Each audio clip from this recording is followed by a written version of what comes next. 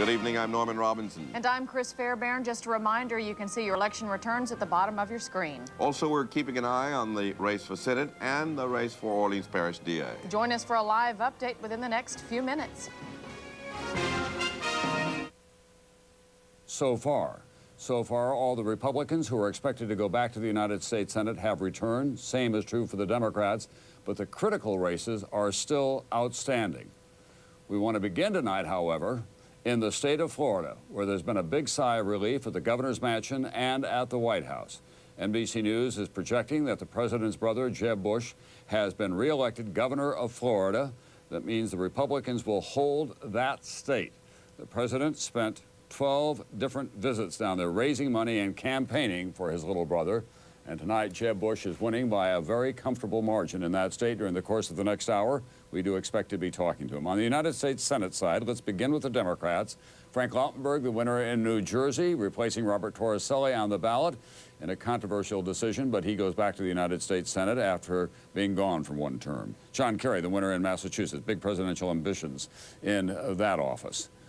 Also in the United States Senate on the Democratic side, from Delaware, the chairman of the Senate Foreign Relations Committee, Joe Biden, will be going back. In West Virginia, Jay Rockefeller, no surprise there, another Democrat reelected. In Michigan, Carl Levin, another Democrat, going back to the United States Senate. Richard Durbin in Illinois, our projected winner, a member of the Senate Democratic leadership, and Max Baucus in the state of Montana, the projected winner. So the Democrats so far have returned to the United States Senate all those that they needed to get back to hold on to their very slim majority. But there are outstanding races still to be counted here tonight. We're going to go to Sioux Falls, South Dakota now, and the Senate Majority Leader, Tom Daschle, who hopes by tomorrow at this time he'll still have that title. Senator, we're down to the political equivalent of a 2-minute drill. What are your best hopes now in the closing hours of this election night? Well, Tom, our best hopes are, of course, first to win those contested seats where we've had a very close race, South Dakota, Missouri, Minnesota. We also think we've got a real good chance in Arkansas and Colorado. There may be other surprises, but those are the ones we're watching right now. So far, it appears that Libby Dole, for example, in North Carolina is going to win that race. A fair number of the raw vote is in. Have you given up on that one?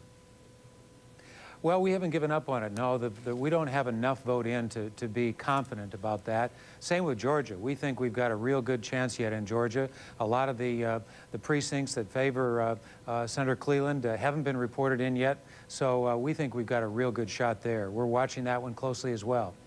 A lot of Democrats, as well as neutral observers, are wondering why the Democrats could not take more advantage of voter concern over the economy, health care, and education, especially in an off-year election when traditionally the political power in the White House loses seats in the Congress. It seems unlikely tonight that the president will lose very much power in this Congress. Well, Tom, I think, of course, the country was consumed by the issue of Iraq and the debate about the Iraqi resolution and what would happen. And then, of course, North Korea came along. But I do believe that the economy was one of the most critical questions. There is a great deal of concern, in fact, anxiety about the economy, and that was reflected in the vote in many of the states around the country as we now talk to voters and as we've talked to the candidates who have been involved in these campaigns. No question the economy was a big issue. However this turns out tonight, it appears that either the Democrats or the Republicans will have a very narrow margin of control in the Senate and the House. Do we expect deadlock for the next 2 years? Not at all. I don't think we have to see deadlock, Tom. I think that we knew going in that this was going to be a close race, and we knew coming out that it would probably stay close in the House and in the Senate, regardless of who would have control. Now what we've got to do is to put all that behind us and try to find ways to work together. We did it on occasion in the Senate in the 107th Congress. I have no doubt that we can do it again in the 108th. What's going to happen in South Dakota before the night is out? I think Tim Johnson's going to win. He's ahead in the early reporting, but it's way too early to tell. We're hopeful he'll win. It looks like that's the way it's going at this point, and we're quite optimistic. All right, thanks very much, Senate Majority Leader Tom Daschle tonight in Sioux Falls, South Dakota. Now to the Republicans who are going back to the United States Senate. No major surprises here. There were some concerns. We'll talk about those in a moment. In the Rocky Mountain West, Mike Enzi is going back. He's a Republican senator for a second term. P.M E.T, one of the old war horses of the Republican Party, returning from New Mexico. In Nebraska, Chuck Hagel, a rising power in the United States Senate, going back for a second term. In Kansas, Pat Roberts, also reelected as a Republican senator. In Oklahoma, James Inhofe is the winner in Oklahoma, reelected, a national security expert. In Mississippi, it's Thad Cochran, who will be returning to the United States Senate. Susan Collins, one of the women in the United States Senate from the state of Maine. Down to the Deep South now to Alabama, Jeff Sessions, reelected to the United States Senate. John Warner, one of the veteran members of that chamber, reelected from the Old Dominion in the state of Virginia. And Mitch McConnell from Kentucky, one of the bulldogs on the Republican side, a man who fiercely fought the idea of campaign finance reform, also reelected to the United States Senate. Someone who's been watching all this with great care tonight is former Republican presidential candidate John McCain, who joins us now, fresh from his stint as the host of Saturday Night Live. Senator, based on what we're seeing tonight, the country is evenly divided. Is it more center than the partisan bickering would reflect here in Washington? I think so, Tom, but I also think we detect a Republican breeze, not a gale, but a breeze here. We've done better in the House races than many had anticipated. I think we will either have 50-50 or a one-vote majority, and you've got to give a lot of credit to the President of the United States, who campaigned frenetically, and he may have, in these close races, had a lot to do with some of the victories. And some of the, everybody expected a close race in North Carolina. That didn't happen, and so I think there's a bit of a Republican breeze here, and part of it has to be because of the popularity of the president. And how does the president use that Republican breeze, as you describe it, to his advantage in the next 2 years? Well, as was pointed out, we've been in virtual gridlock on everything from Homeland Security to prescription drugs to others. The American people deserve better. I think they want better. And I hope that the president's agenda will be now to have a real bipartisan approach to some of these issues. Some of these issues should not be partisan issues, and I hope we can work these out. Otherwise, I think you're going to see an independent party in the United States. Do you think there's any chance the president will reconsider the tax cut for those at the top of the income brackets in the next 2 years? Well, I hope he will, because I think it's lower-income Americans that are suffering the most in this economic downturn. I'd like to see one of the first priorities to be a payroll tax cut. There's so many Americans that's the only tax they pay, and some Americans are hurting. Unemployment is up. But I also believe we need to do other things to stimulate the economy in the form of tax reductions as well. Senator, you raised the rise of the independent party. A number of people around the country are wondering whether you will be tempted to step into that side of American politics and run for president the next time as an independent. No, but I do say this, that every reliable pollster I know says that unless one or both the parties move to the center, that you will see an independent party come to the fore in American politics. And I just believe that, and I talk to too many people that are frustrated with the gridlock they see, and frankly, this gridlock by the money of the special interests, some of it will be broken now that campaign finance reform law will take effect as of tomorrow, or midnight tonight. Well, I don't want to play the part of the Tim Russell caricature on Saturday Night Live, but is that a Sherman-like statement? Are you not running? I cannot envision a scenario. Thank you very much, Senator John McCain of Arizona Thanks, tonight. Tom. Well, Tim, we're going to call the United States Senate race now in Tennessee before we get to this. Lamar Alexander is going back. He had presidential aspirations. He's the former governor of that state as well, and he's a son of Tennessee for a long, long time. College roommate of Paul Tagliabue, the commissioner of the National Football League. So no surprise there, Tim. Well, we've been talking about this all night long. We still come down to these races. We sure do, Tom. He called the easy ones, and now it comes down to the crunch. 8 key races. The Republicans are trying to hold on to Arkansas, Colorado, New Hampshire, North Carolina. If, in fact, North Carolina goes to Elizabeth Dole as being suggested by the raw vote, they have successfully held off a very tough fight. The Democrats are concerned about Minnesota, Missouri, Georgia, South Dakota. What happens if the Democrats win Arkansas and Colorado? What happens then if the Republicans counter by winning Minnesota and Missouri? People say, well, even split, the Democrats stay in control. Not so fast, because the Democratic candidate in Louisiana, Mary Landrieu, must get 50% of the vote in a 4-way race tonight. Otherwise, there's a runoff on December 7th.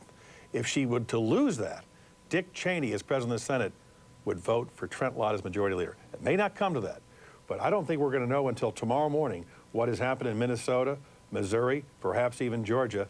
The control of the Senate is still in the balance. And it's a very, very big story tonight because judges will be sent to the Senate by the White House. We have the Homeland Security bill, whole economic reform program that may or may not happen as a result of what happens in those particular states. Tax cuts and more, and people will be measuring George Bush's performance, his first midterm election, against other presidents in history. If he holds the House and also retakes the Senate, or comes close, it'll be a very historic evening. It will be a historic evening. It will be only the third time since the Civil War, in fact, that a president of a party in power has, in fact, gained in the House of Representatives.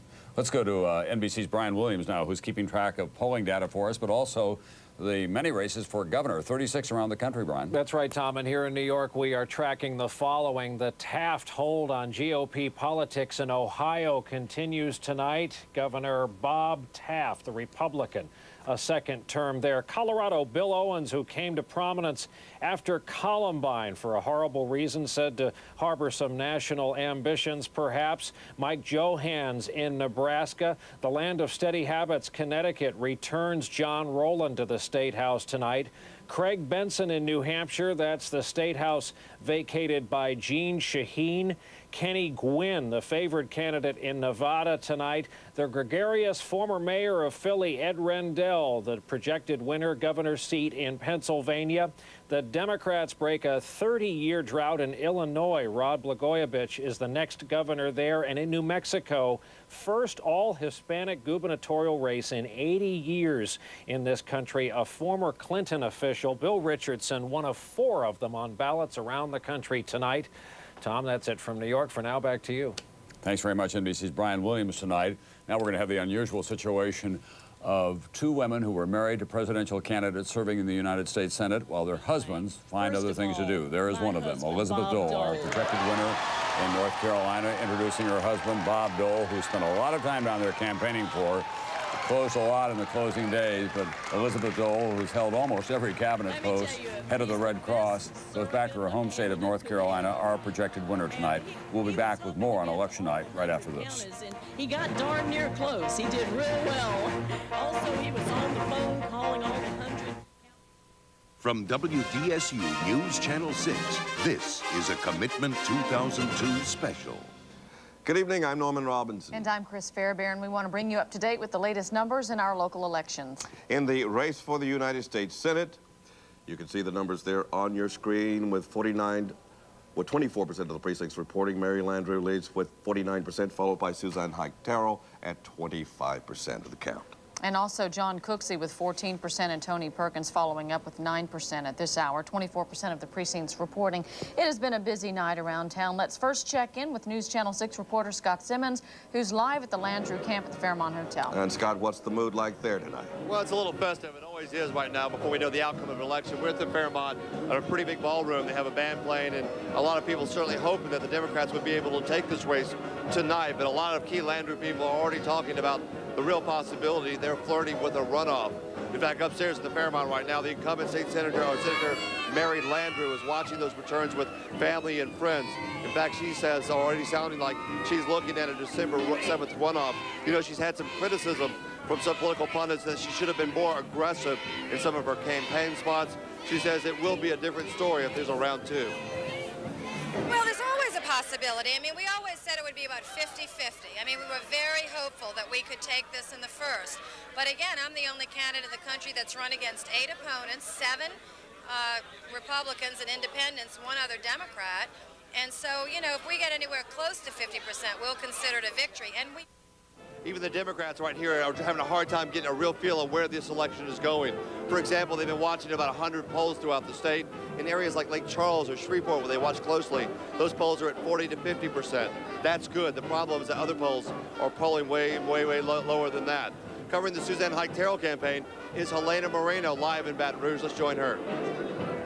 Thank you, Scott, and good evening. And yes, the mood here is also pretty tense. Susie Terrell right now is up in one of the rooms here at the Sheraton, and she is perfecting her speech for tonight. She did come down just a few minutes earlier, and she thanked a lot of the people that are here tonight. I don't know how much you can tell, but there is a pretty good crowd that showed up here at the Sheraton Ballroom. Now, someone that would know how Susie is doing right now is her daughter, Julie. Now, Julie, how is your mother holding up right now? She's doing surprisingly very well. She's not very stressed, so I'm really excited, and she's excited, so a lot calmer than everyone thought she would be. And I know that you have been following up a little bit on the polls. What can you tell me about that, and what does she think about it? There's going to be a runoff. It's going to be my mom and Mary Landrieu, and we're ready for it. Every single one of us. That's what we're expecting. That's what we've been expecting since, I think, August when we were in D.C. interviewing. So she's ready for it. Thank you so much, Julie. Thank you. All right. And so bottom line, the crowd is starting to pick up here, but yes, it is a little bit of a tense situation out here. Everyone, of course, waiting to see what the outcome is. Reporting live in the Baton Rouge Sheraton, Helena Moreno, WDSU News Channel 6. All right, Helena, thank you. And we'll have an update on the race for Orleans Parish District Attorney when we come back. Welcome back, everyone. And now for a look at the runoff for Orleans Parish DA, a seat that Harry Connick has held for the past 30 years. Here are the latest results with 53% of the precincts reporting. Eddie Jordan with 51%, Dell Atkins close behind with 49%. And in the race for U.S. Senate now, as you can see, Mary Landrieu with 27% of the precincts reporting is leading Suzanne Hyde-Terrell, 50 to 25%. And the other two candidates following behind, John Cooksey and also Tony Perkins, with 13% and 8% respectively. That is all for now, and we will have another update for you in about 20 minutes. And we'll also continue to run the latest returns at the bottom of your screen throughout the night. We'll see you again in just a bit.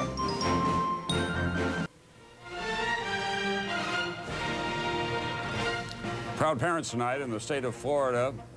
One of their sons has been reelected governor of that state, the first Republican to be reelected in Florida's history, and with a lot of help from another son who is occupying 1600 Pennsylvania Avenue. There is Jeb Bush. We do expect to be hearing from him during the course of this hour.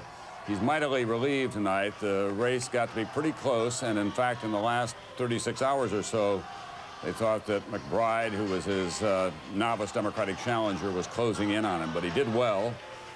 His brother had 12 different visits down there. He still has a lot of challenges before him in getting class size down and getting the economy straightened out. But there now is the President 41, as they call him within the family, George Bush, who's always a little more nervous about these things than is Barbara Bush, who is a little more warrior-like when it comes to politics. We're joined now by a powerful voice in American politics, the conservative commentator Rush Limbaugh. Earlier, John McCain called this a Republican breeze, as we're seeing it so far. Do you think that's a fair characterization? Well, I tell you what's amazing about this. I was looking at the numbers. You have 34 seats up. The Republicans had to maintain 20, win 20 just to maintain where they are. That's 60% that they had to win tonight. Even if they lose a couple, they still have won a majority. I think that this is probably not a dramatically historical night, but it is historical, as you've been talking about all night, from the standpoint of how many times something like this has happened since the Civil War. But the amazing thing to me about this is the two campaigns that were run. I mean, we had throughout the 90s the Democrats saying that they needed to separate themselves from the old Democrats, such as McGovern and Mondale. When they ran into trouble, they went back to those people. The Democratic Leadership Council was set up to establish this new Democrat situation. They talked about building a bridge of the 21st century, and when they got in trouble, where did they go? They had to go way, way back to people who had retired.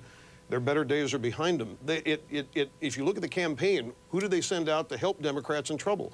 Bill Clinton. You didn't see future presidential candidates on the Democratic side out there trying to rouse the base. I don't know. The party didn't have any issues that it's reportedly stood for.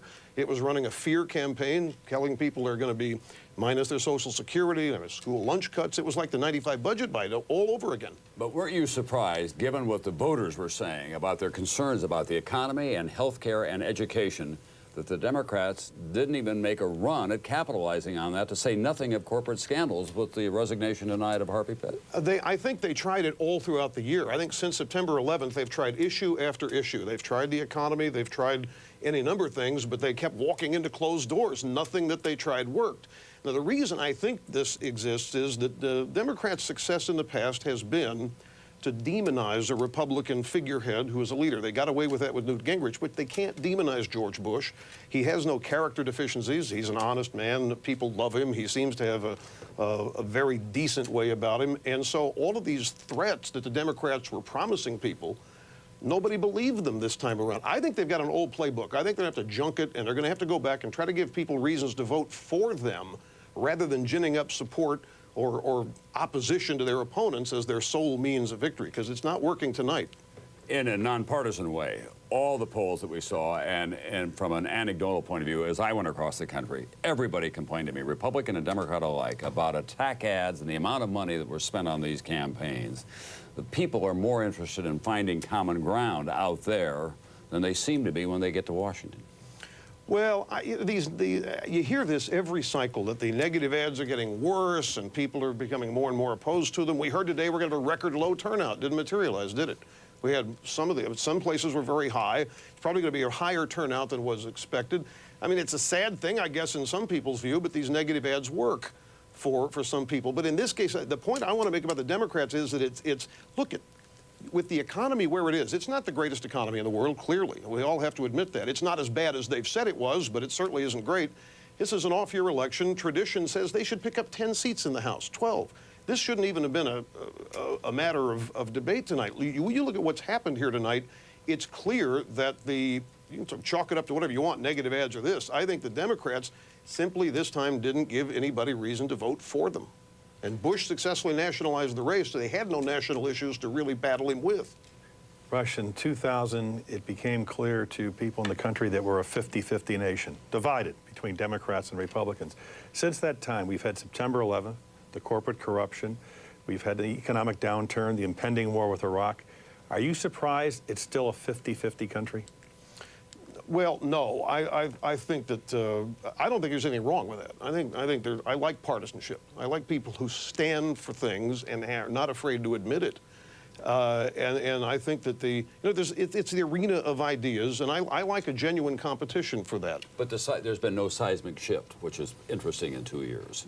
Well, you can say there hasn't been a seismic shift, but there should have been tonight and wasn't. I mean, just going on tradition, the off-year elections, there should have been, when you throw them all the things you've been asking me about. The economy, as I say, not the greatest thing. They were unable to really capitalize. They only had, I mean, as I say, 34 seats. They only had 14 up, had to win 2 or 3, and they still may. I mean, it's still early looking at your chart.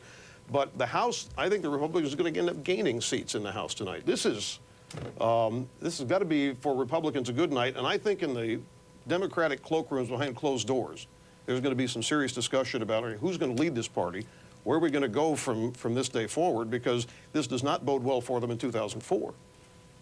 Rush, we're going to look at some numbers that could prove crucial before the night is out. This is in Louisiana, where Mary Landrieu has to get over 50% of the vote to avoid a runoff.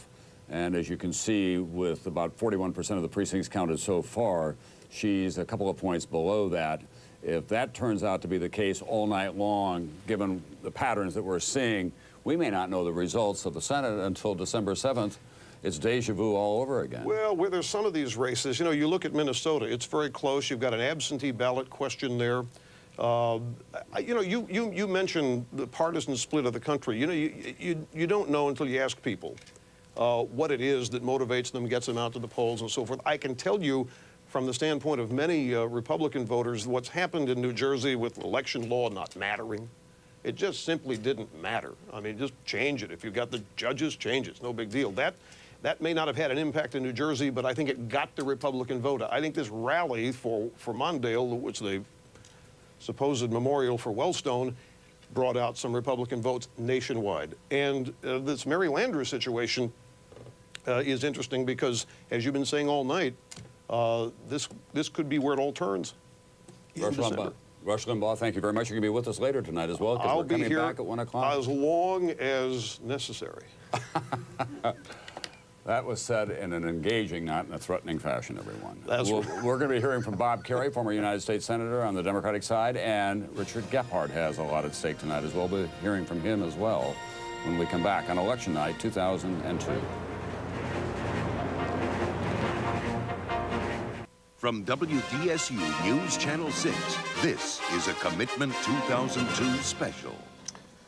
Good evening. I'm Norman Robinson. And I'm Chris Fairbairn. Just to bring you up to date now with the latest numbers in our local elections. That's right. The runoff for Orleans Parish District Attorney is first up. Let's take a look at those numbers, if we can, in the hotly contested race for this particular seat. The first time we're going to get a new DA in 30 years. Eddie Jordan with 75% of the precincts reporting, leading Dale Atkins, his opponent, 51 to 49%. And also tonight, the runoff for the DA, we're going to go to the Fairmont Hotel, and that's where Eddie Jordan's camp is tonight. WDSU News Channel 6's Richard Angelico is there live. Richie? Norman and Chris, we're here at Eddie Jordan's campaign headquarters, and it's a little closer than most people thought right now, and 51 to 49%, and there are some folks getting a little antsy right now. Franz Zillage is here with me, my good friend Franz. Franz, you placed fourth in the race, and early on through your support behind Eddie. Right now, it's 51 to 49%. It's a little closer right now than you predicted it would be. What's going on, you think? Well, we don't know where those precincts are from. We know one thing. The African-American turnout in New Orleans East is huge. I mean, at 8:15, there was huge lines, and we think that's a good thing for us. Do you think, where's he going to pick up his strength, do you think? Where is he going to pick up his strength? Among what segment of voters, do you think? Well, we feel positive in all segments. You know, the story was that we were not going to do any good at all in the white community. We've had nothing but great reception in the white community, especially out in Lakeview. The Algiers turnout was huge.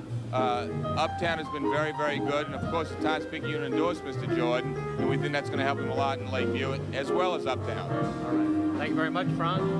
Good to see you. All right, and Norman and Chris, back to you. Well, we are here at the Dale Atkins camp. A good crowd here so far. People here are optimistic that the numbers look pretty good. They say that although Dale Atkins is not leading, it is a tight race, and they do feel confident that she will pull it off by the end of the night. We spoke with Dale Atkins earlier today. She said she's worked day and night, that she's worked very hard, and she does feel that she'll be able to beat Eddie Jordan tonight. She's had several key endorsements, and one of those endorsements is PANO. We're here now with Lieutenant David Benelli, the president of PANO. How are you guys feeling tonight? You know, we knew this was going to be a very close race, and probably until the last precinct is counted, we'll know who the next DA is. But we're confident that, you know, that we're going to have a new DA, and we hope it's Dale, but whomever it is, we'll be able to work with that individual. All right, thank you so much for talking to us. There's a sign behind me that says the best man for the job is a woman, and we'll find out tonight if the voters agree. Back to you. All right, Melanie, thank you. Back in a moment with more Commitment 2002. We'll look at the battle for Mary Landrieu's U.S. Senate seat. Our Commitment 2002 coverage continues now with a look at the battle for the United States Senator from Louisiana. Here are the latest numbers with 31% of the precincts reporting. Mary Landrieu with 52%.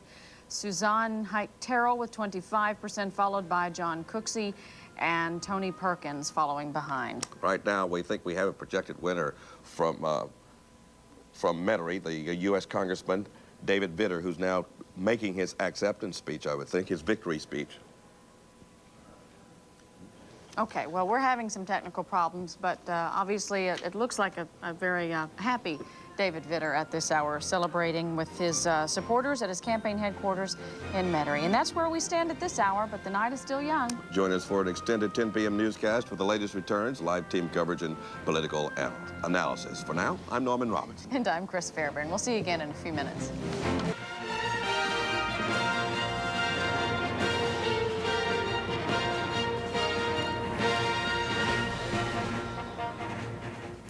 We're back once again with Election Night 2002. We want to show you the vote that we have it so far in the state of Florida. Almost all of the precincts have been counted so far. A commanding victory for Jeb Bush, who will become the first Republican to be returned to office in that state as governor. Bill McBride, the Democratic novice, with 42% of the vote. And we're joined now by Jeb Bush, who joins us from Florida tonight. First of all, congratulations, Governor. Thank you, Tom. What did your brother say to you when he called from the White House? Well, he said he was proud, and I thanked him for his incredible support. The president's very popular down here. He came here last Saturday night. We had about 11,000 people in Tampa, and it helped motivate the troops, and we had a great turnout. Governor, the Florida voters, like voters across the country, were saying in all the polls that I saw that they were very concerned about the American economy, about health care, about education. Which of those domestic issues do you think your brother should concentrate on, and how, in the next couple of years? Well, the national economy is weak. Florida's economy is stronger, and I think it is the proper role of the president to focus on creating fertile ground for people to create jobs and for working families to do well. I'd just as soon have the education policies be developed by the states. You have something called Amendment 9, as you well know, on the ballot down in Florida, and that would cut down on class size. It could be a very expensive proposition. We've got about, what, 88% of the vote in so far. It looks like it's going to be very close. If, in fact, Amendment 9 passes, how do you pay for it in the state of Florida?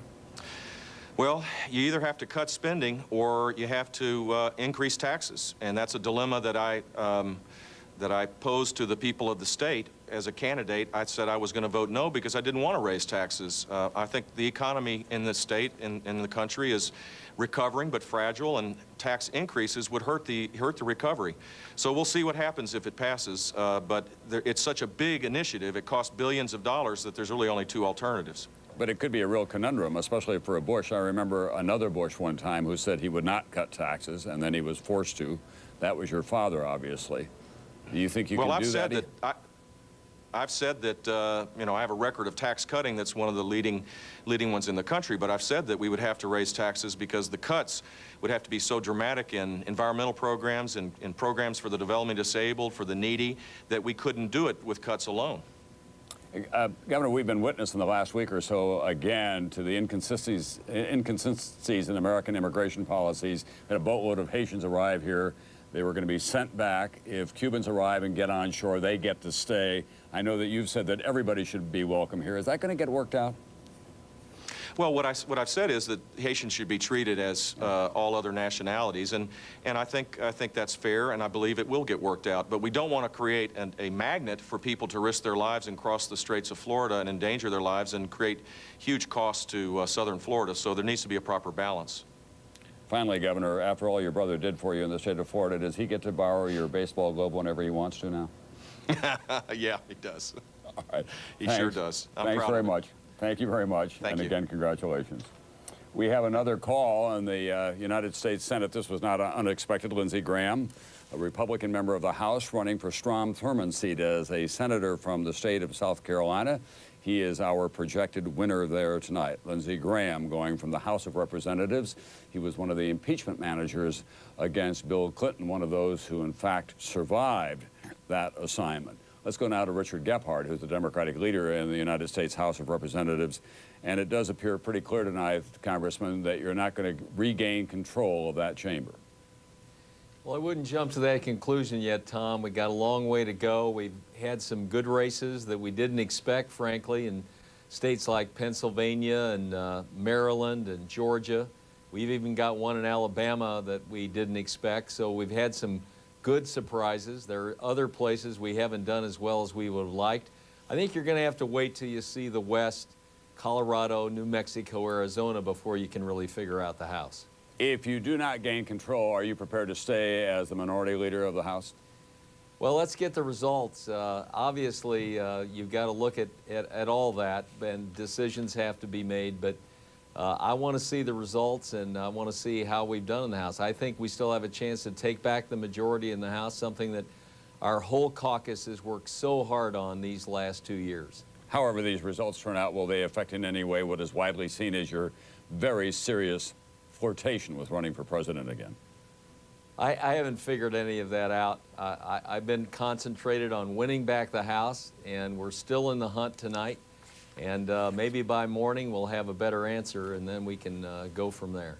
Congressman, a lot of Democrats are surprised that your party was not able to take more advantage of voter concern with education and in the economy and health care issues. In fact, this could be a historic election for the Republicans, maybe for only the third time since the Civil War they're able to gain seats while holding the White House. Well, Tom, that remains to be seen. As I said, we have a ways to go, but if that were to happen, I think what you've seen in this campaign is the tremendous influence of special interest money. We had campaigns where their candidate was backed up by the pharmaceutical companies, by all kinds of special interests.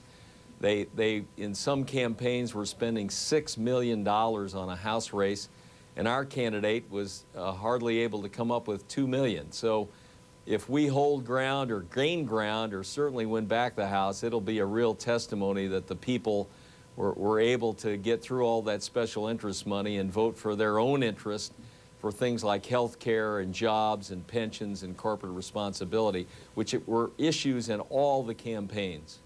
All right, thank you very much, Richard Gephardt, who's the Democratic leader in the House of Representatives, a longtime congressman from the state of Missouri. We'll be back with more on election 2002 right after this, as we look at Frank Aukenberg going back to the United States Senate from the state of New Jersey, an unexpected turn in his 78-year-old life.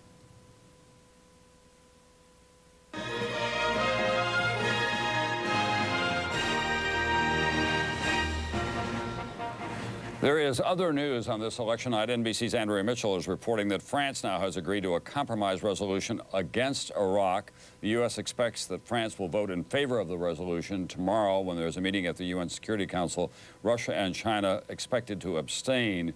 It says that if Iraq fails to comply or blocks inspectors, it would constitute a further material breach of its obligations. That would be reported back to the UN Security Council.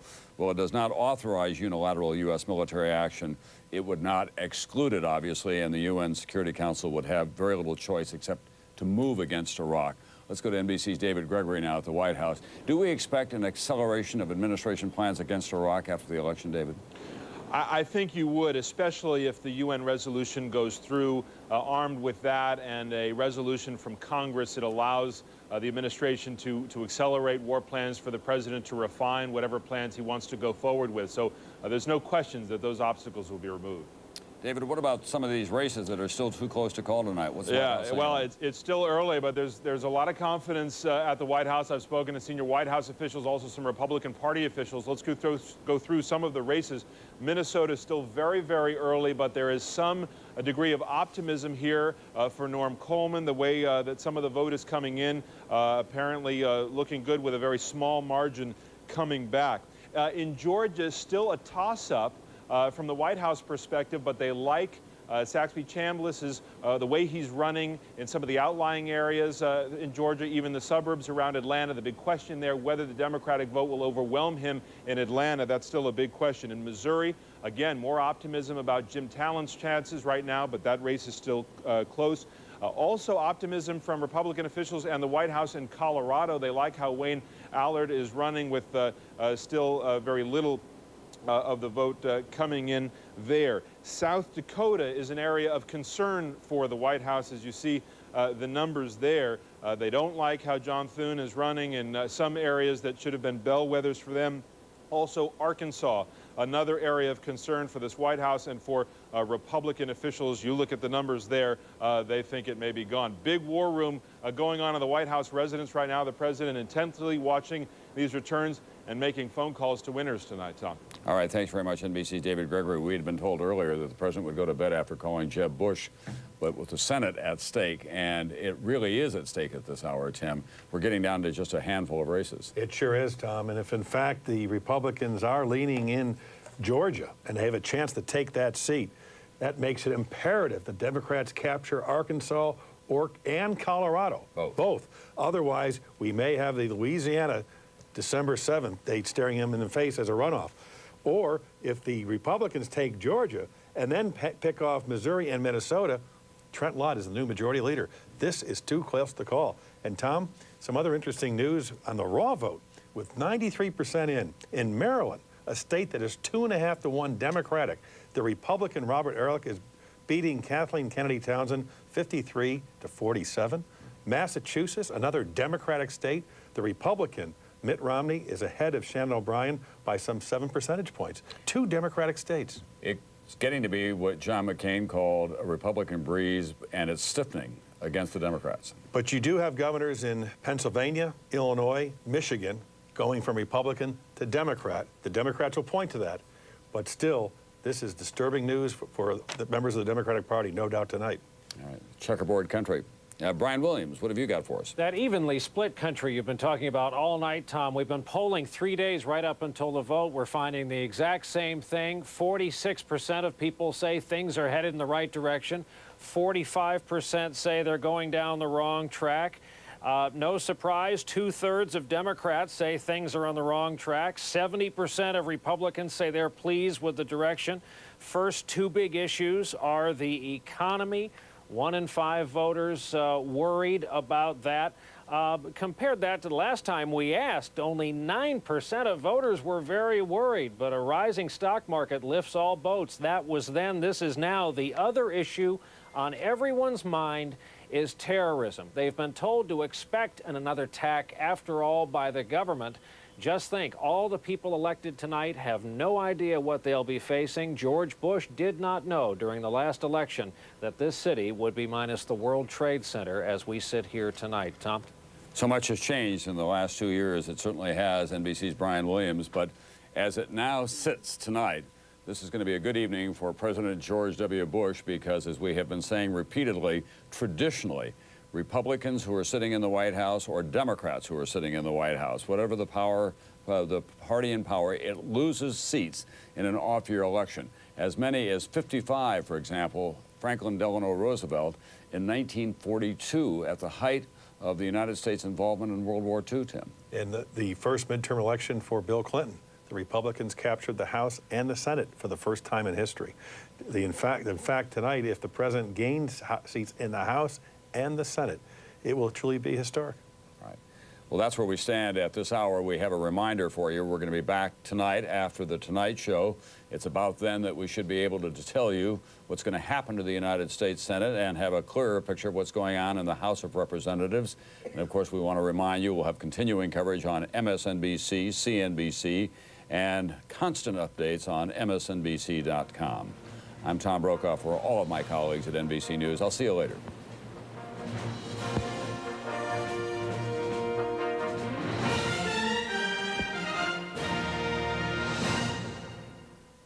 From WDSU, this is News Channel 6. Our top story tonight, all eyes are on Louisiana tonight to see if there will be a runoff in the race for U.S. Senate. Good evening, I'm Chris Fairbairn. And I'm Norman Robinson. Democrat incumbent Mary Landrieu is fighting hard to keep her seat from going into a runoff. Here's a look at the top 4 runners in the senatorial race.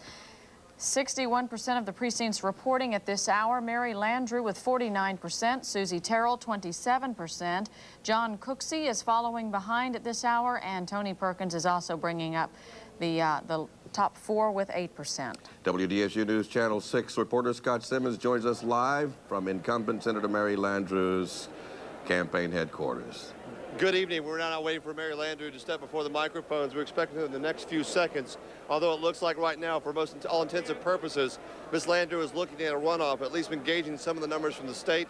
Some of the Landrieu camp numbers say 46% for her, Hike Terrell 26%, 14% John Cooksey.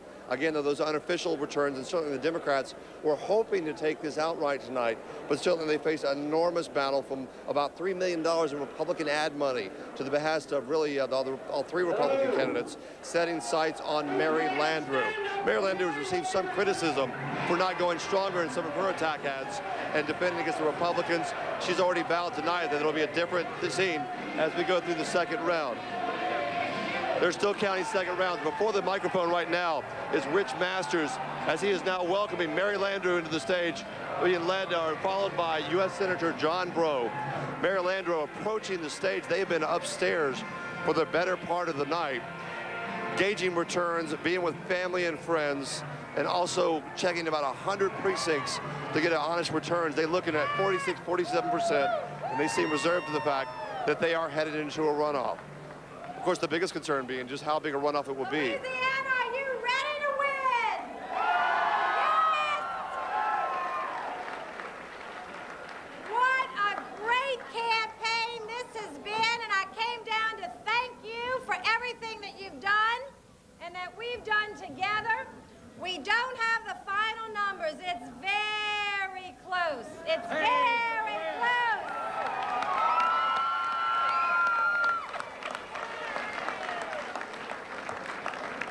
But we are so proud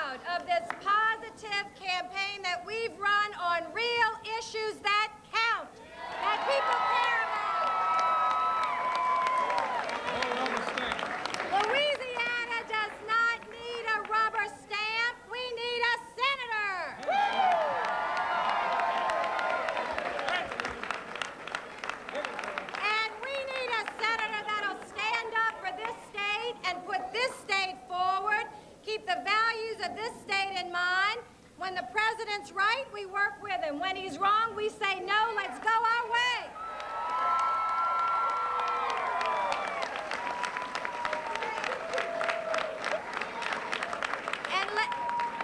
This campaign has spoken the truth. We've spoken honestly. We've stayed focused on the issues. And I just want to tell you how proud I am of everyone, my family that's here. All of these people are actually related to me.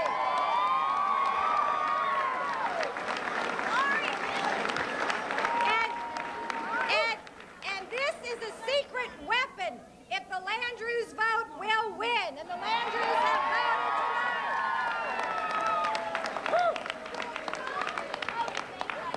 And besides my wonderful family and Frank here and my husband and two beautiful children, we've had bad weather, we've had 3 tornadoes, we have 8 opponents, but we've got John Brew. Yes!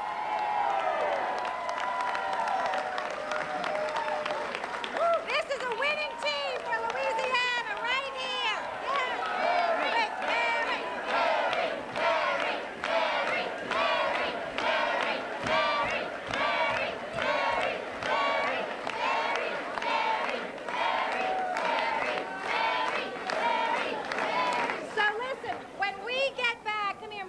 When we get back in a little while, we will know if we've gone over that 50%.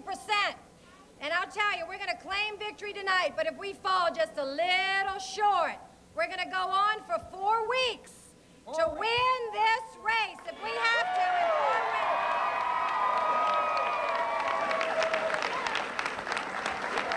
And I'll tell you why, just one more word. The people of this state deserve excellent schools for their children. They deserve good highways.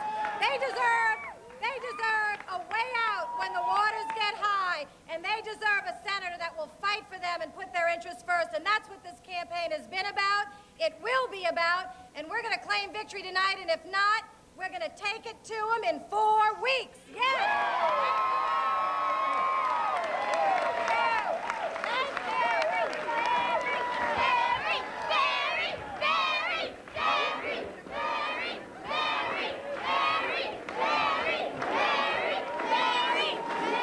Boy, an excited crowd at the Mary Landrieu campaign headquarters. And keep in mind, though, if Mary Landrieu fails to get 50 plus 1% of the vote, it looks like that Susie Terrell could be in a runoff against Landrieu December 7th. WDSU News Channel 6 reporter Helena Moreno joins us live from the Suzanne Haig Terrell camp in Baton Rouge. Helena.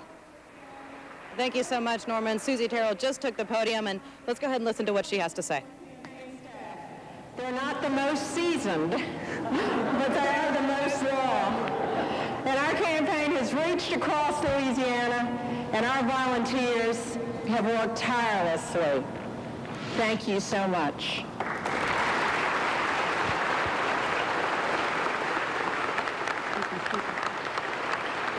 But above all, the people of Louisiana, we are so optimistic, not just about tonight, but where we're going in our future.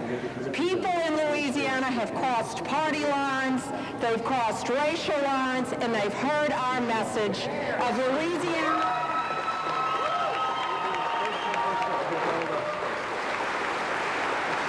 Thank you, thank you, thank you. I think they know one thing about Susie Terrell.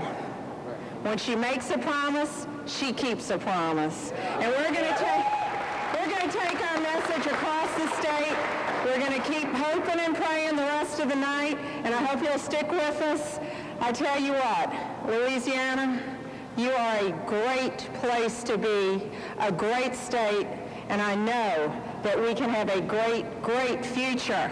So all of you all who love our state and who care about our future, all of you who believe that we have the need for greater opportunities for our children, we welcome you to join us. In our campaign, no one's support will be taken for granted.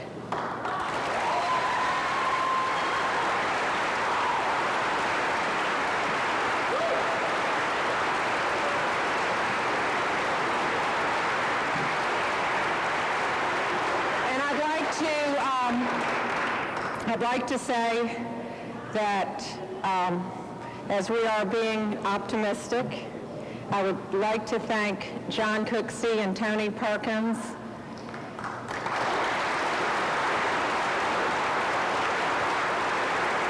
Two good men who have run good campaigns, and we should thank them tonight for their commitment to our state, their passion for our principles, and their love for our country.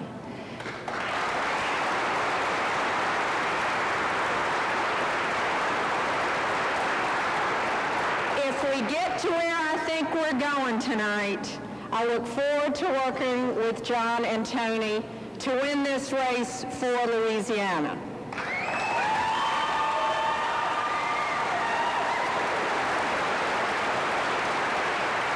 They and their supporters, from Governor Foster to their sign waivers and volunteers across this state, know how important this race is to our future, and I welcome them to join our campaign.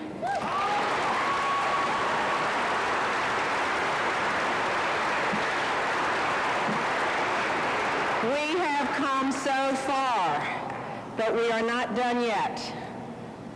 Tomorrow, hopefully, will only mark the beginning. And I wish Mary Landry good luck, and I look forward to engaging her from Shreveport to Grand Isle, city by city, town by town, person by person.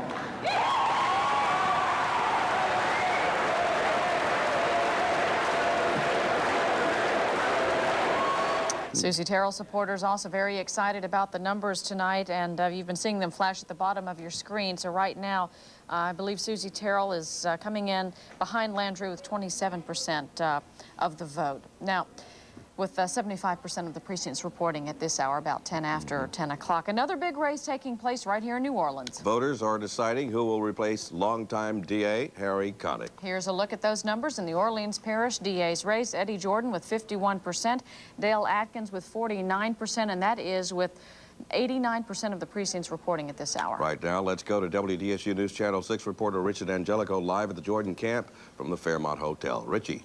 Well, Norman and Chris, it's a little closer than the Jordan people are comfortable with at this point. Eddie Jordan was supposed to be down here by 10 o'clock and make his way over to the podium by 10:15 or so, but these numbers have him still up in his room. He's working the telephones, talking with advisors, trying to decide whether or not he's going to hold on to that 51% lead or is hoping to grow the lead, perhaps if he can, but who knows at this point? We're just going to have to wait and see. There's an air of cautious optimism here, but I've got to tell you, these people thought the numbers would be a lot heavier in Eddie Jordan's favor. Norman and Chris, back to you. All right, with 89% of the precincts reporting a slim margin at best, a real horse race tonight. All right, WDSU News Channel 6 reporter Melanie Sanders, meantime, she's in the warehouse district at Dale Atkins camp. What's the mood there tonight, Melanie? Well, everyone's watching, obviously, the numbers coming in. They're watching very, very closely. They say they are optimistic and they're going to be proud of Dale Atkins regardless of the outcome tonight. Obviously, the people of the outcome of the race. She has always said that she has worked hard day and night, and hopefully that all of that hard work will pay off. Again, the numbers don't look great for Dale Atkins, but they are going to watch the numbers until obviously there is an outcome before she comes out to make any kind of a speech. We have a longtime supporter of Dale Atkins. Fred Herman is here to talk to us. Obviously, you guys are still optimistic, but no matter what you say, you're going to be proud of Dale Atkins. That's exactly right. We're very proud of Dale. Dale has run a wonderful, wonderful race. She's a great lady, and we're looking forward to seeing the outcome of this race and moving on from there. There's a lot of talk of the Cleo Fields ad and how it affected the campaign and if it added some votes for her. How do you think that that came out? She said it wasn't negative, it was a truthful ad.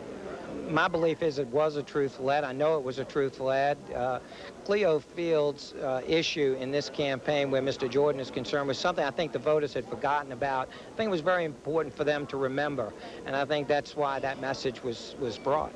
All right, Fred Herman, so thank you so much for talking to us. Thank you very much. Back to you. All right, Melanie Sanders reporting from the warehouse district, Dale Atkins campaign headquarters.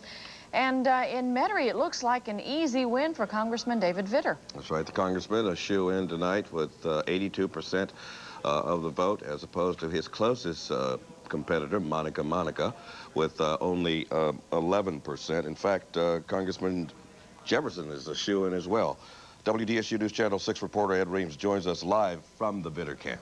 That's right, Norman and Chris. At one point this year, Congressman David Vitter was considering a run for the governor's office, but decided that that was not where his love was. His family, and he decided that he would stay and run for another term in Congress. Then, overwhelming vote, they have sent him back to Washington. Congressman David Vitter is with me now. You said earlier you were honored that you're going back to Washington. Absolutely honored and humbled, particularly at this percentage. It's just overwhelming. We got 80% 2 years ago. I didn't think we'd be able to top it, and we may before the night is done. So it's very humbling. Does Louisiana benefit when we get some seniority, especially in Congress? This will be 2 terms, 2.5 terms you got going here? Sure. Key committees help. I'm on the Appropriations Committee. Other members of the delegation are on key committees, and obviously as you serve longer, you move up the ranks and can be more effective. So that all of that is helpful. But I don't think it's the most important thing. The most important thing is, does the person represent the values of the district, the values of his fellow citizens? And I think I do that for the 1st Congressional District. Any issues that you want to tackle during this term, something that you haven't had a lot of time to spend, maybe even your prior term? Well, I have been focused on the economy and the recession, but that's job one. Nationally, we have a recession. We need to work out of it. In Louisiana, we need to develop and diversify our economy, bring better jobs to our state for our kids' future, and that's job one. Okay, Congressman David Vitter, again, congratulations. Thank you again. Again, Congressman Vitter heading back to Washington, overwhelming vote, 82% of the vote, and we're going to send it back to you. All right. Now a look at the Harahan Police Chief race. And if you'll look at these numbers, John Doyle Jr. was trying to succeed his late father's footsteps and continue his reign as sheriff, he was running police against... chief, that is. And here we have the results now. Peter Dale with 63% and John Doyle III, with 37% of the vote at this hour. And the statewide voters decided, as you know, on 12 constitutional amendments. Let's see how they're doing. The first one you're going to look at is a legislative session change. That's number 2. And let's take a look at those numbers if we can. On the, well, we're just going to tell you all about these amendments right here. Okay, let's tell you. The amendment number 1 first has to do with legislative session changes for fiscal issues. And with 88% of the precincts reporting at this hour, 54% of the voters have voted for Constitutional Amendment 1, and 46% are voting against. And let's look at Constitutional Amendment 2, shall we, to see how the vote for that particular issue is going, with 98% of the precincts reporting. That particular amendment is winning, and this is known as the Stelly Plan, which increases income tax for the middle class. It's sort of an income tax swap, if you will, for the sales tax as well. Now, here is Constitutional Amendment number 3, which involves state budget adjustments, and as I understand it, that would be taking money from dedicated funds to trim the budget. That would allow for that, and that is passing at this hour 57% to 43%. Boy, you've been keeping up with these amendments. That's pretty good. Well, that one was I've got my cliff notes. That was a tough one. The Constitutional Amendment number 4 item on the ballot, with 85% of the precincts reporting, that one appears to be winning as well. And number 4 allows a no-brainer, really, allowing the firing of a public employee convicted of a felony. And actually, you know, the reason I had to take a little sheet in with me into the voting booth so I could remember what all these amendments were about in short form. Here's amendment number 5, and boy, that one is really close with not all of the votes in it this time. But number 5 would involve property tax exemptions for developers of retirement communities, and that's 50-50 at this point. And this one has really been being pushed hard by public employees like firefighters and police officers. This is Constitutional Amendment number 6. It's a very crucial item for them, with 85% of the precincts reporting. That appears to be winning by a large margin. And this amendment, number 6, makes supplemental pay for police and firefighters permanent. That is critical for police and firefighters. Now, amendment number 7 is a special property tax assessment for senior citizens. And if you'll look here, with 85% of the precincts reporting, 68% are voting for it and 32% are against it. As for constitutional amendment number 8, this particular amendment will allow higher education investments in the stock market, and with 84% of the precincts reporting, this one appears to be in a dog race, with 50% for and 50% against at the moment. A lot of amendments to vote on tonight. Amendment number 9 deals with Medicaid trust fund investments in the stock market, and that is 51% against and 49% for. And constitutional amendment number 9 would create a drought protection. Number 10. Well, number 10, rather, would create a drought protection trust fund, and that appears to be winning with 53% for. Against, that appears to be losing, rather, with 53% against and 47% for. Amendment number 11 has to do with a tax break for offshore drilling rigs. And as you can see here, most people have voted against that, 54% to 46%.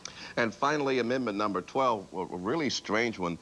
This particular amendment allows the incumbent coroner now in Livingston Parish, who is not a medical doctor, to run for re-election, providing her opponent is a medical doctor. With 75% of the precincts reporting, 57% of the people in Livingston Parish are saying that they are against that.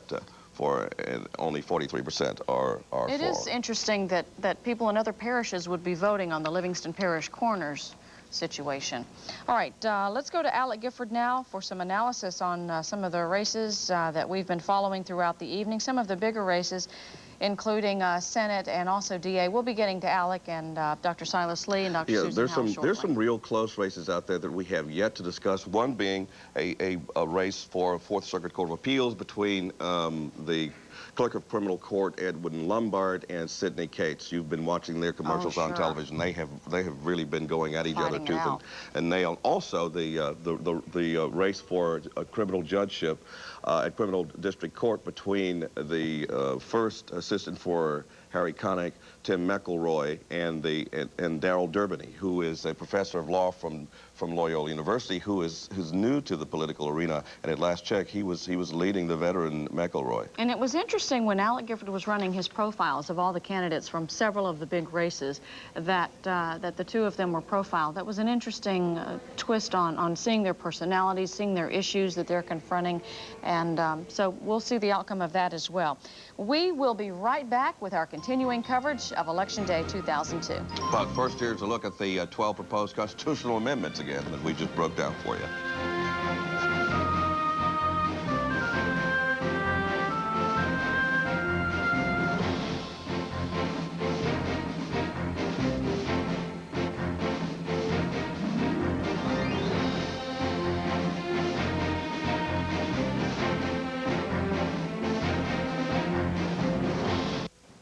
Welcome back to our continuing coverage of Commitment 2002. We're going to go out to Melanie Sanders. She's with Dale Atkins, DA candidate at the Holiday Inn in the Warehouse District. Melanie.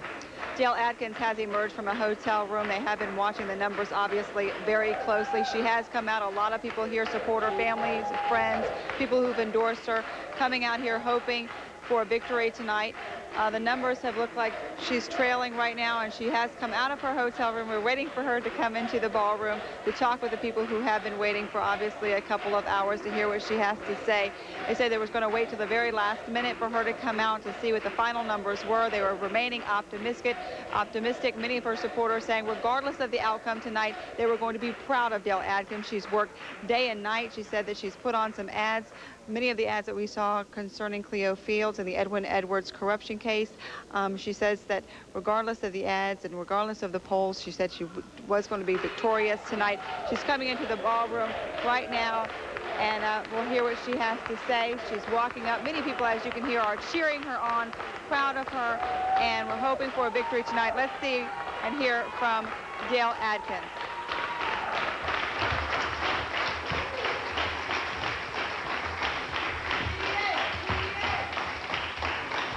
Good evening.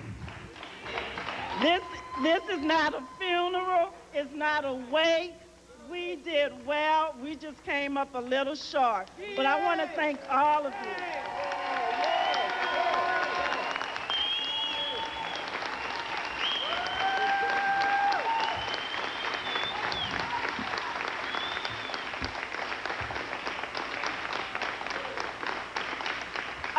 Mr. Jordan, and I congratulated him on his successful bid to be district attorney. I wished him well as our next district attorney, and I say to all of you, and I say to the public, he is now my district attorney. Yay!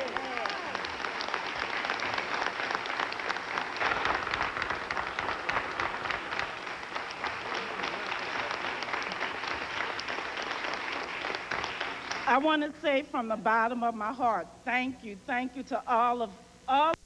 Time we had the President of the United States and cabinet members going around the country in very visible roles on the ground over that 72 hours. We had a network of worker bees that were out there like Republicans never have really engaged in the past. And I think when you couple those two together, the vision of the President captured with the hard work and the intensity with what we put on the ground really did facilitate the ultimate victory we had tonight.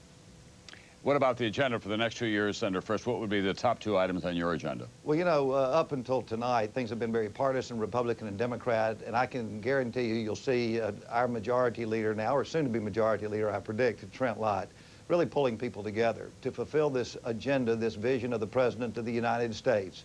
There's a stamp of approval by the all across America, and at least all 34 of these races for this agenda, pulling together on the budget, pulling together on tax relief, permanent tax relief, pulling together on energy policy, getting all of these judges. 40% of President Bush's judges are behind a dam. Well, now it's time for that dam to come down and to have those judges to be released into our system. I'll see a lot of pulling together, Democrats and Republicans fulfilling or helping fulfill this agenda of President Bush. Do you see any possibility that the tax cut that was passed last year will be altered in any fashion, any parts of it frozen? You know, I think the most immediate thing we'll see is looking at Homeland Security, which really has been obstructed in the United States Senate, I believe, inexcusably. I think we'll see the release of these judges, which I think have been obstructed really inexcusably. And I think we'll pass a federal budget to give some sort of control to federal spending. And I think that's where at least the initial focus will be, coupled with what goes on internationally with Iraq and the United Nations. All right, thank you very much, Senator Bill Frist, who is the chairman of the Senate re-election campaign, and he's had a very busy and now it turns out a very productive election day. Senator, thank you very much. Good to be with you, Tom. And his counterpart on the Democratic side is Senator Patty Murray of the state of Washington, and she joins us tonight from Washington, D.C. Senator, what happened to your candidates? Well, we faced an unprecedented amount of money and an unprecedented campaign by a White House and the staff, just as my colleague Senator Frist just described to you, and we were in very Republican states that we were fighting. We had an uphill battle from the start, and I got to tell you, sitting here right now this time at night, we've done well for that kind of machine that was thrown at us. What we do know is we have lost 1 seat in Georgia, and we've picked up 1 seat in Arkansas. We are still counting votes in Missouri and Minnesota and Colorado, South Dakota, and you know, at the end of the day, this Senate is going to be in a majority by 1 vote, 1 way, either way, and we still have a lot of say about what the agenda of this country is going to be. Senator Murray, earlier tonight, Tom Daschle told Jim Obel of NBC News that it's trending Republican, and that he had great concerns you were going to lose control of the Senate. Well, clearly, the news is not real great for us at this point tonight, but we're Democrats. We don't give up. When you said earlier that you had the daunting task of running in Republican states, in fact, there were 34 seats up, 20 of them were Republican. That's correct, and in Republican-leaning states, all of them. So we knew we had an uphill battle to begin with, and I think that it played out tonight. What happens next Monday for the Democrats? Well, I think clearly for Democrats, we are going to continue to fight for the issues we care about. We ran this election saying the economy is the #1 issue out there. Jobs, getting education, training for our workers that are out of work, unemployment insurance. We're not giving up on these issues. These are things we care deeply about and believe this country needs us fighting for, and we will continue to do that. All right, thank you very much, Senator Patty Murray of the state of Washington, still counting the votes tonight in Missouri, South Dakota, and Minnesota. Thanks for being with us. Thank you. Tim, they do have a daunting task, but the fact is that if the Republicans do get control of the Senate, it will be just by 1 or 2 votes. But nonetheless, that's enough to get their judges through and most of their legislation through, as they learned when they lost 1 vote when Jim Jeffords went from being a Republican to an independent and siding with the Democrats. There'll be an awful lot of pressure on Senator Lincoln Chafee, the Republican from Rhode Island, who Democrats are hopeful will one day want to become a Democrat. Look for them to make a concerted effort to try to pull him over, as they did Jim Jeffords. He's been pretty explicit about saying he wouldn't do that. He has said he however. wants to stay a Republican. Right. Absolutely. His father was a famous old moderate Republican, and it's deep in his bones, I think. Senator Murray said the votes are still outstanding, and they are, Tom, but let's just look at this. The Democrats wanted to capture these 4 seats. They captured 1, just Arkansas. That moves to the Democratic column. In the Democratic side, the Republicans have captured Georgia, South Dakota, Missouri, Minnesota, all outstanding. If the Republicans capture just 1 of those, they will take control of the U.S. Senate. If by chance the Democrats hang on to those 3 seats, then Louisiana on December 7th becomes a major battleground, and the Democrats must win that runoff in order to maintain control of the Senate. The odds are deeply stacked against the Democrats as we talk tonight. Tim, we're going to show you the makeup of the United States Senate at this hour. Now, there are still 4 races to be decided, as you can see. Republicans have 49, Democrats 46, and independents 1. Now, Jesse Ventura has appointed an independent to the Senate, but there's some question about whether or not he'll be able to take office if Norm Coleman wins tonight. He may get certified right away as the winner and replace Paul Wellstone. They're still sorting through the election laws out there in the state of Minnesota. So there are a lot of things up for grabs, but the big picture is that it does appear very, very likely that the Republicans will have at least 1, perhaps as many as 2 votes in the United States Senate. And remember, when the Senate was 50-50 and Dick Cheney cast the deciding vote, making Trent Lott the majority leader, there was a power-sharing agreement entered into by the Democrats and Republicans for dividing up the committees, but having one party, in this case the Republicans, as the chairman. All right. All right. We'll be back with more. We're going to have a conversation with Rush Limbaugh, among others, when we continue on Election Night 2002 here on NBC.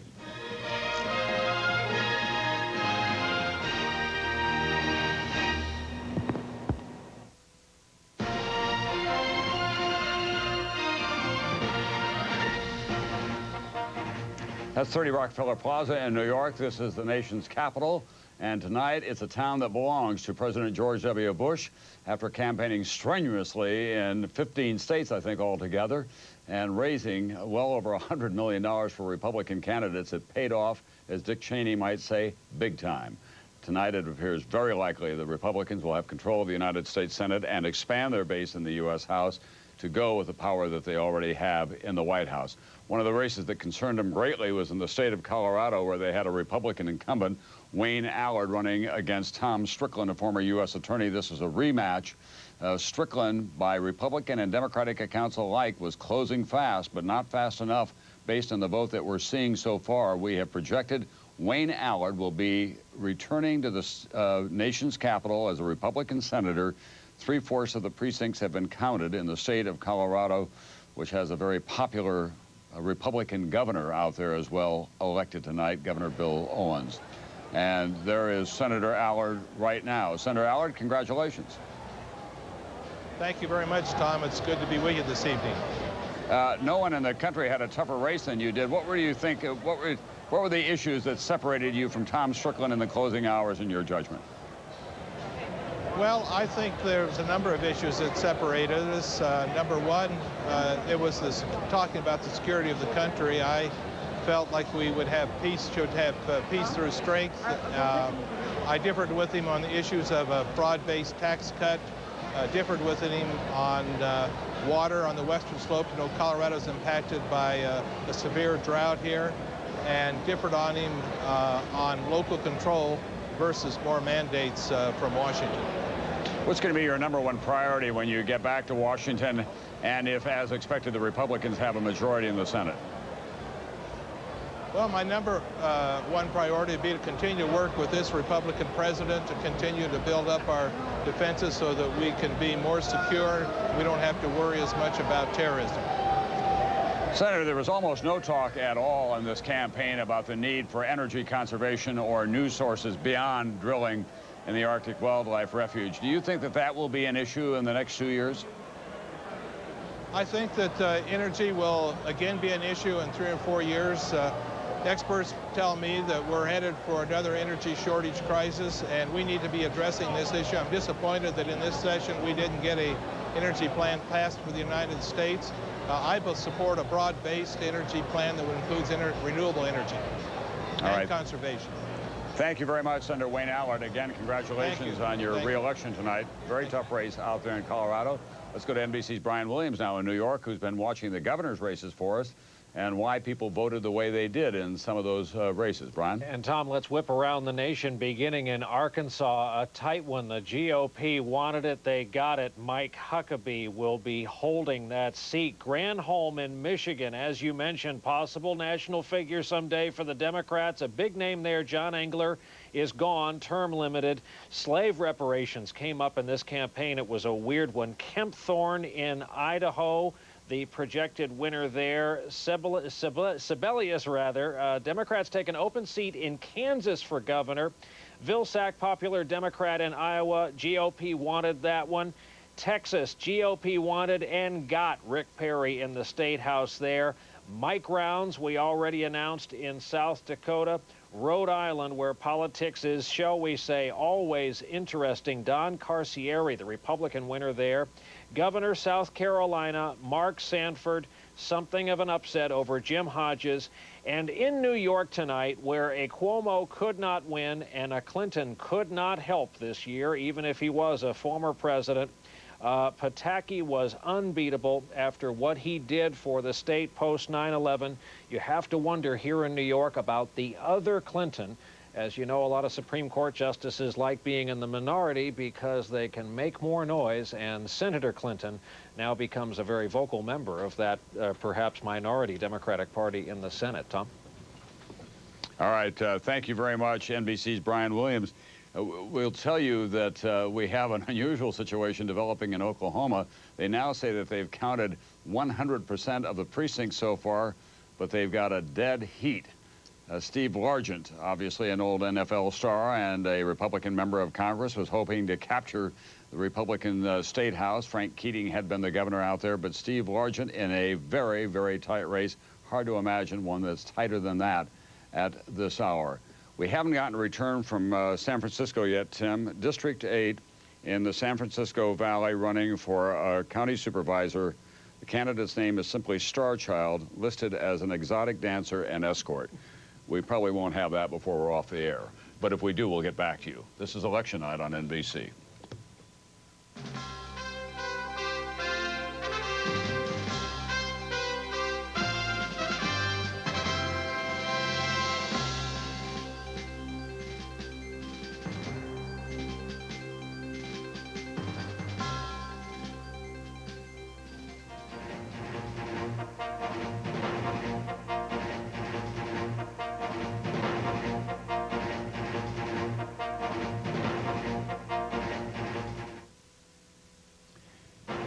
Very happy President of the United States tonight with the two men who will be leading it.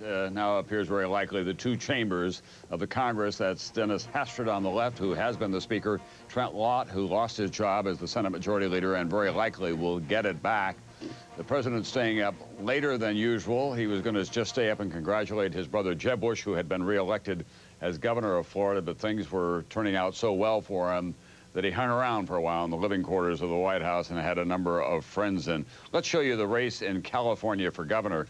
This is more than a bit of a surprise at this hour. 28% of the precincts have been counted so far. Bill Simon has a 1-point lead over Gray Davis. That would be a stunning upset. You'd have to say it would be the upset of the year in American politics. Bill Simon had been trailing Gray Davis, who was not personally popular even in his own party. But he had a war chest of $60 million, and he used it like a warrior against Bill Simon, who was running for office the first time and stumbled on any number of occasions. So we'll wait and see how that one turns out. We don't know where all those votes are coming in from. California, a lot of Democratic votes in the northern part of the state. You generally tend to get the votes at the beginning from the southern, more conservative part of the state. Joining us now is Rush Limbaugh. We're pleased to have you with us tonight. Thank Rush, you. We were saying earlier tonight it looked like a Republican breeze. It's now become a warm gale pushing the Republicans into office and the Democrats out. It is, but don't forget now, there are a lot of situations where in Minnesota there's a possible lawsuit waiting with the absentee ballots, disenfranchisement, and how close it is. Missouri, it's 22,000 votes last time I looked. Any number of things. Democrats don't give up.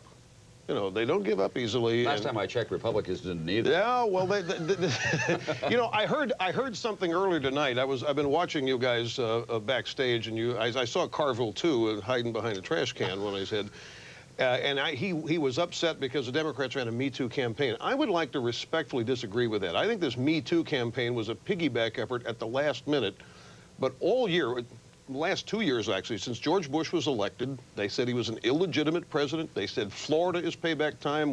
There's a lot of anger down there, and Terry McAuliffe staked his personal reputation on it. I think they've been opposing George W. Bush ever since he was inaugurated. They've tried it on every issue. They even tried separation on the war on terrorism for a while, and it backfired on them. Their Me Too-ism is a result of not standing for anything, or at least not being honest about what they stand for, not willing to tell people what they want, and they ran a negative campaign trying to get people upset to vote against Republicans. And when they say, well, we didn't stand for anything, I think they did. I think the face of the Democratic Party has been Tom Daschle and McAuliffe, and it's been entirely negative against a very popular president. And I think the tactics in the last 2 weeks, well, as I said earlier, in New Jersey and what happened in Minneapolis, I think is just both of them are little microcosms of the entire 2 years of the Bush administration up till now, the way the Democrats have played it. And they're going to have to get their act together. Republicans just have to keep doing what they were doing. They're going to formalize tax cuts, maybe accelerate them, make them permanent, try to fix the public education system. They ran on issues, and it works every time it's tried. Are you not at all concerned about the size of the deficit and what's likely to happen in the next 3 years, especially if we have a war against Iraq, which is going to be a very expensive proposition? Well, I remember during the 80s, the deficit was a big monster that was going to destroy us, and it didn't. We ended up, if we would accelerate a tax cut, the deficit would end. We'll end that with economic growth, and I think it's what the president is trying to do, combine, you know, you look at the sniper situation that plagued this area. People were afraid to go out. Grocery stores were empty. Commerce came to a screeching halt. The issue of security and the economy are linked. War on terrorism is a security issue. You get that fixed and the economy is going to come back with it. That'll cause tax revenues to come back up and the deficit will go back down. Economic growth works every time it's tried, but it doesn't work if you raise taxes. And that was the Democrats' answer. It didn't work. It's not going to work in the future. I think that the economic circumstance will take care of itself. The growth rate's starting to come back up. And if the president will now proceed with vigor on his domestic agenda, not just the judges, but accelerating this tax cut, the deficit will dwindle. Is there not a risk that if the Republicans control the White House, the House and the Senate, and the Democrats effectively try to be a party in opposition, the American public will say the Republicans had control and couldn't get results? Yeah, there's no question there's that risk. And now there are factions in the Republican Party too. You've got moderates in the Republican Party, House especially. So the idea that there's a monolithic Republican Party, it's going to ram all this stuff through, is a myth too. It's going to take a lot of work on the part of the president to keep his own party unified when they're in power. But I think the ace in the hole, the Democrats are going to have no choice but them to be opposed now. They've got to stake out that ground for the 2004 race. And it's, I think it's a great opportunity. If these results hold up, as they're projected to tonight, it's a great opportunity. And if they can show in 2 years that they deserve leadership, then they'll have it reaffirmed in 2004. If they don't show that they deserve it, the Democrats will triumph again. So it's an opportunity, but they've got to keep doing what they do, which is stand for what they stand for and not be afraid to say so.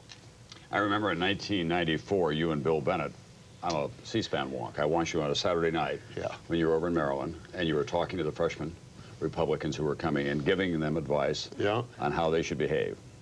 What would you be telling them this time? Don't gloat. I'll tell you what went wrong in 1994. The Republicans thought the country had turned conservative. They thought that's what the election meant, and so they were a little arrogant about their victory, and they assumed that they represented a majority of the Americans. And there were a lot of things that went into that race that really had not everything to do with ideology. And they stopped defining themselves. They stopped explaining who conservatives are and what conservatism is. I think they don't gloat. Do not act like this is a permanent victory of any kind. Take it for what it is. Try to analyze it correctly and just keep standing for what they stand for. And this new tone thing, you know, I was an original critic of it, but I think it's worked. Rush Limbaugh, thank you very much for being with us. Thank you. It's a pleasure to be with you guys. Thank you so much. Great. We'll be back with more on Election Night 2002 right after this.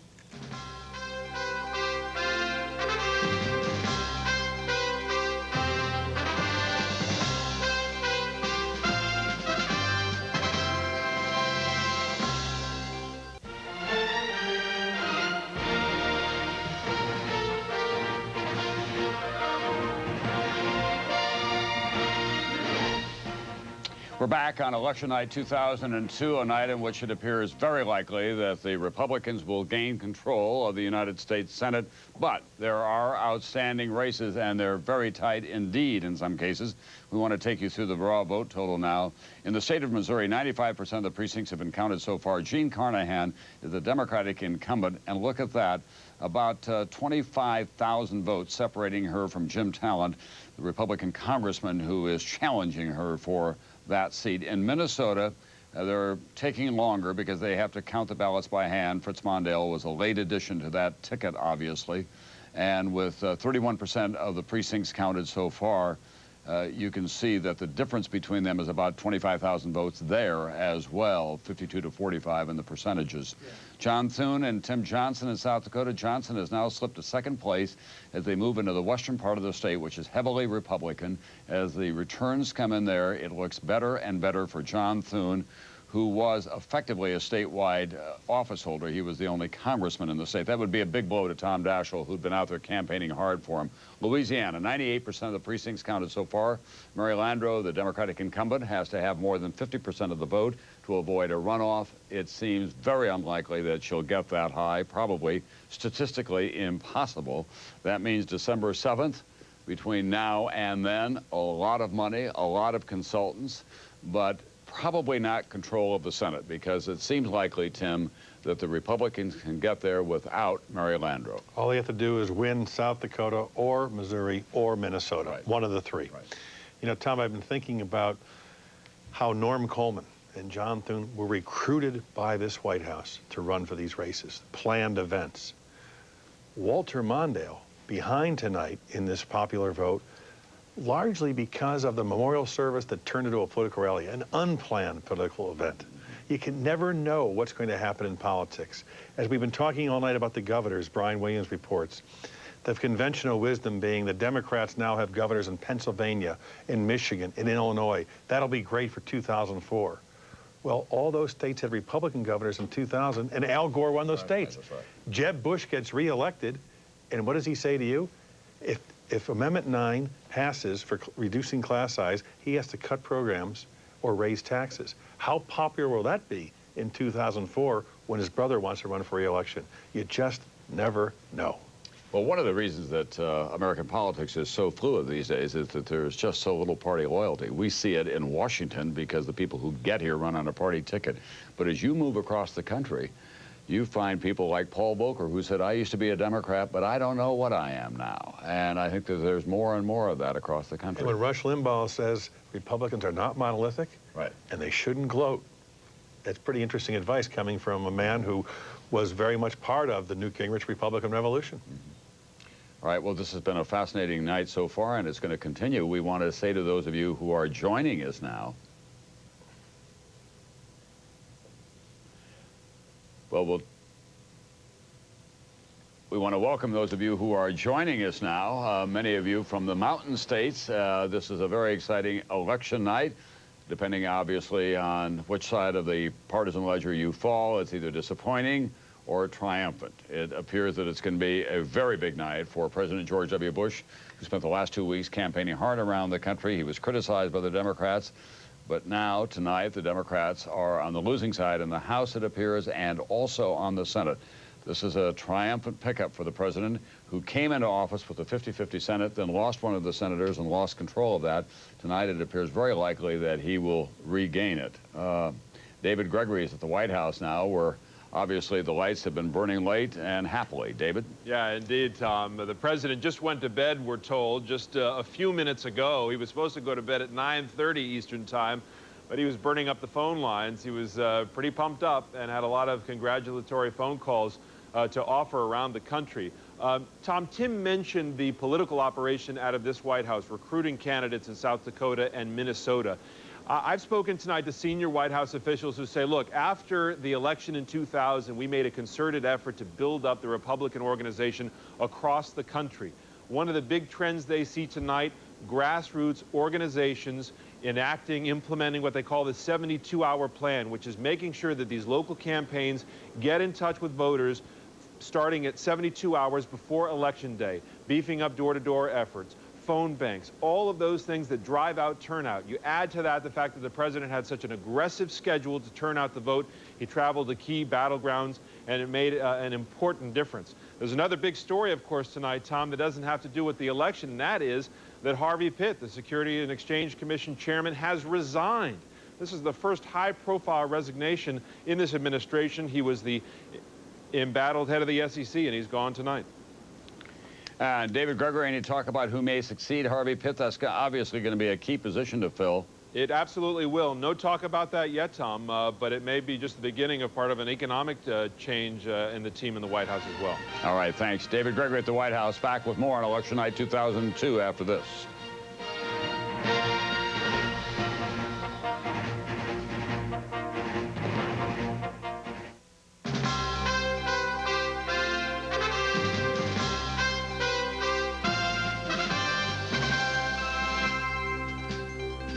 We're back in Election Night 2002. This was the year, once again, of women running for not just the state houses, but also for the United States Senate. That got overlooked a little bit. 11 ran for the Senate. And look at this, 10 candidates in 9 states for the state house. And tonight in Michigan, we know that one of them has already been elected. And Janet Napolitano was one of the prominent women who was running in the state of Arizona, although we've not been able to project in your race yet, Ms. Napolitano. We know that you're running a very strong race out there. Why do you think women are so... Go ahead. Well, I was going to say, we're up, and the uncounted votes are largely Democratic votes, so we're feeling very good right now. And why do you think women have done so well in the races for the State House? I think the women who are running for the governorships were known quantities. Jennifer Granholm's an Attorney General, I'm an Attorney General, Catherine Sebelius is an Insurance Commissioner, and onward. We're not flashes in the pan. We've been working towards these jobs for a great many years. Are we beyond gender politics at this point so people don't say, well, she's a woman governor or he's a guy governor? I certainly hope so. Maybe this will be the last time we have an interview like this, but in Arizona, should I win, and it looks like I will, I think we'll be the first state to have a woman governor succeed a woman governor. So clearly in Arizona, we're through the gender issue. And is it easier to run as a woman in the West, do you think, than it is in the East? You know, one would think so. If you look at the percentages in the legislatures and so forth, the western states tend to be better for women candidates, and I have no idea why, but that's just the way it is. Well, I think it may have something to do with the ranching and farming tradition. Everybody has to work side by side, both out in the country and in the small towns. Maybe that's it, but I'll tell you, when I was elected Attorney General 4 years ago, every statewide office holder elected that year was a woman from governor on down. So Arizona's really been leading the path. All right, thanks very much, Janet Napolitano, tonight. Although we've not projected you as a winner yet, obviously you're running a very strong race there in Arizona. Thank you. We want to show Jeb Bush is the winner in the state of Florida tonight. We're going through some of the governors now. There he is, and he's...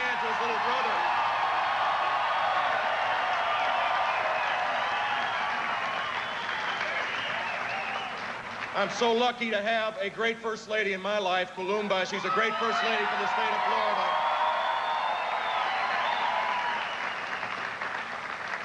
And to have my family here this special night means a whole lot to me. George and Jeb, thank you. Jeb Bush, earlier tonight, he had his mother and father down there. He paid tribute to his brother, George W. Bush. For a long time, it was thought that this was the most effective politician in the Bush family. But his brother had to come down there and carry him around on his shoulders a little bit, Tim Russert. And in fact, it was quite genuine tonight when we had Jeb Bush on earlier, thanking his brother and how proud he was of him. He even said that he could borrow his baseball glove anytime that he wanted to. The president made a dozen trips to Florida, Tom, to help his brother out. Terry McAuliffe, the chairman of the Democratic Party, made this the #1 race. Mr. McAuliffe's father-in-law was the treasurer for Bill McBride, the Democratic candidate. Right. As recently as Sunday, Terry McAuliffe said, "We are going to beat Jeb Bush." One other interesting point, the new governor of Michigan, Jennifer Granholm, the attorney general, widely touted as a potential national figure. One problem, she was born in Canada. She could never run for president or vice president. That's true. Let's go to Kerry Sanders now down in Florida and see how they did with their voting procedures this time. Kerry, did it go okay? Well, it worked, and in 2000, you know, this was the beginning of a very long wait to see who had won the race for president. Here, 2 years later, and more than $50 million, and boy, what a difference. The system worked. Much of that money spent on the new technology, the touchscreen computers, and other high-tech voting equipment that's used to make this work and all come together. Also, I think it's important to note is that they also instituted some new rules in Florida that allow for early voting, and in some urban counties, upwards of 20% of the people who went to the polls went up to 15 days early and voted, and that made for a much smoother election. And finally, the police were involved in some counties. This was called in after 8 weeks ago during the primaries where there was yet one more meltdown. They went into a crisis mode. The police were called in to help, and tonight we saw police coming in with the ballots, all of them coming in, all of the polling locations opened on time and closed on time. And that's really a significant development for Florida, as you well know, Tom. Thank you very much, Kerry Sanders. Indeed, I think that they're relieved on a couple of accounts in the Republican Party there that they did get the votes counted and they got their governor back into office. Let's go to California now, and someone who's a rising star on the California political scene. He's already been a star for a long time on the big screen, and that's Arnold Schwarzenegger, who has Proposition 49 on the ballot out there. He wants to get more help for youngsters in after-school programs. I'm not going to pretend we don't know each other, Arnold, so I'll just call you by your first name. How's your proposition doing so far? Everything is going really terrific, Tom and Tim. It looks like we are more than 10 points ahead right now with half of the votes in. So everything looks really great, and I'm very happy that all the hard work paid off. And I think that California will, in fact, be the first state that will have comprehensive after-school programs. And so I'm looking forward to that. A lot of people see this as just a stepping stone for Arnold Schwarzenegger so that he can run for governor of California. Is that your plan? Well, I know a lot of people have been asking me about that, but the reality of it is for me, the important thing is now to win this and then to go and implement the programs. And this will take a lot of time and a lot of hard effort and work. And this is what I'm going to do next. So I'm not going to concentrate on running for office or anything like that. I'm concentrating mainly on just implementing this program, and I'm thinking about the children right now and not about myself, what I'm going to do. It's no secret, of course, that you're married to our own Maria Shriver, who's a member of the Kennedy family, all of them registered Democrats. You've made no secret of your Republican inclinations. Do they try to draw you across the line into their party? No, not at all. They know that I cannot be persuaded. The fact of the matter is that, you know, there are so many things that Democrats and Republicans have in common. I concentrate much more on the things that we can do together rather than dividing everything always. This Proposition 49 was a perfect example of that, how we brought the Democrats and the Republicans together. And we formed one of the most powerful coalitions because we reached out and made it a bipartisan issue rather than dividing people. So we are successful because of that. And I think that's the way we should move forward. We always think about what can we do together, what do we have in common, rather than always, you know, nitpicking and fighting over things.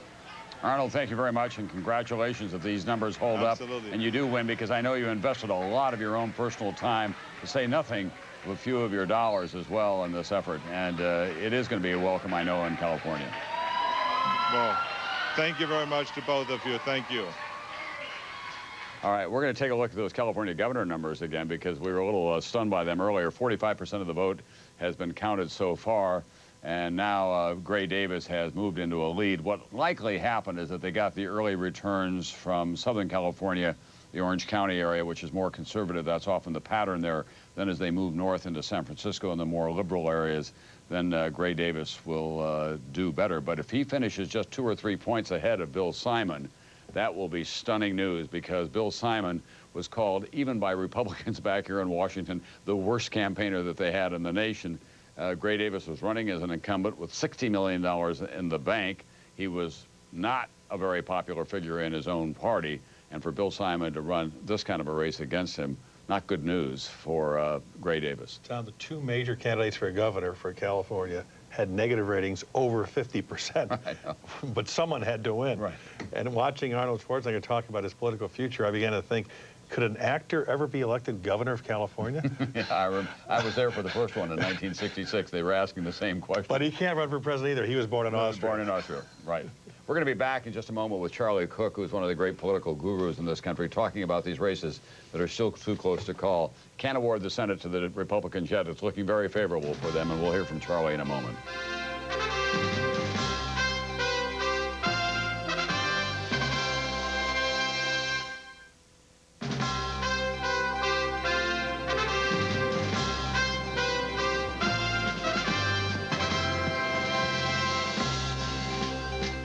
We're back now. We still have 3 outstanding Senate races that will determine who has control of the United States Senate in the next term. In Missouri, almost all the votes have been counted so far.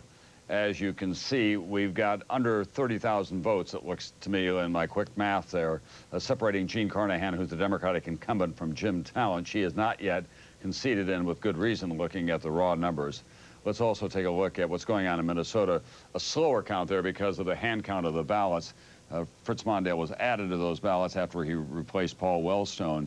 So there are 5 points separating the two of them. In raw vote, 26,000 votes altogether.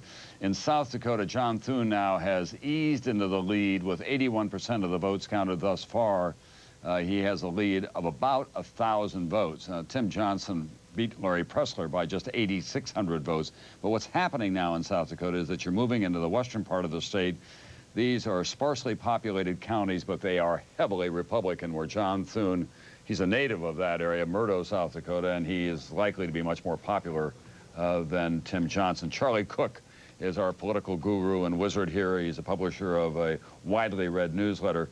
We've been saying all night long here, Charlie, that it's looking good for the Republicans, but we can't hand it off to them at this point because those races could go the other way. You're right. I mean, we've got Senate Democrats are walking on the edge of a cliff, but they haven't fallen over yet. The Talent race in Missouri, or Talent over Carnahan, you know, he looks like he's going to win, but it's not there yet. But, you know, I wouldn't quite give it to him then. In the House, it's still, I mean, I don't think Democrats can win control of the House, but they still could pick up a couple seats here. And you've had 3 Republican incumbents in the House already lose. Only 1 Democratic incumbent's lost. You know, in the governorships, you know, you are going to see Democrats pick up some. So, you know, this is going to be a good night by historical perspective for Republicans. But, you know, I don't think, you know, this isn't a landslide or anything. What does it tell you about the country, Charlie? Split down the middle. I mean, you're going to see these governors roughly 25-25, the Senate, you know, 51-49, something like that. In the House, you know, probably 51%, 49%. So not much of change. $1 billion will be spent and not much will change. But what will change if the Republicans take control of the Senate, for example, we've talked about this at length tonight, is that the president will get his judges before the Senate Judiciary Committee and probably confirmed. And that's a big change. And they'll get to set, yes, that's absolutely right, and they'll get to set the agenda, you know, control the hearings, that sort of thing. But in terms of having the oomph to push legislation through the Senate, gosh, you got to have a lot closer to 60 votes than 50 or 51. And, Charlie, what happens in terms of how this is likely to affect how the president positions himself for 2004? What are the danger signs for him? Well, the problem is that these midterm elections are of just absolutely no use whatsoever in terms of predicting how presidents do 2 years later. I mean, you look at President Clinton with that disaster in 1994. I mean, it's really not a good barometer at all.